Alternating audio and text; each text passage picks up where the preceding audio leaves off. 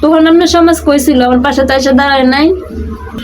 ফেসবুকে ভিডিও বানাই দেখে নাকি সমাজ নষ্ট করে লাইতাছি। তো যখন 6 বছর বয়সে মানুষের বাসায় কাজ করতাম তখন আপনার সমাজ কইছিল, তখন তো আমার একটা ভালো জীবন দেয় নাই আপনার সমাজে।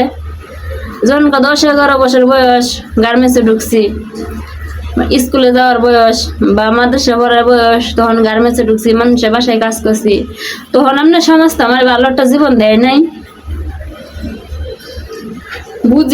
কিছু বুঝি না ভালো করে। ওই সময় কিছু দলাল টাকা পয়সা খায়া আমার মা বাবার লুলাইয়া একটা জোয়াসুর নিশাকুরের হাতে আমার বিয়ে দিয়ে দিল।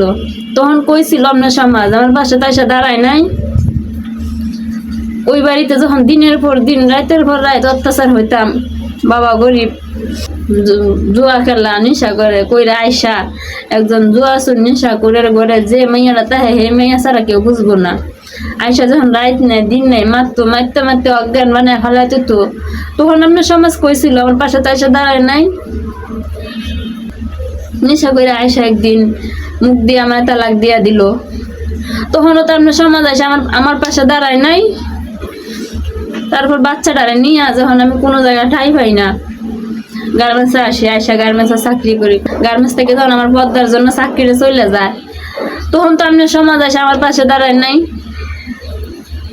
এখন ফেসবুকে ভিডিও বানাই, এখন সমাজ নষ্ট করতেছি না। কোন সমাজ নষ্ট করতেছি? কোন সমাজ কারে কয় ওটা আগে আমার বুঝান। আমার জীবনটা আগে সুন্দর করে দেন, তারপরে সমাজ সাজান।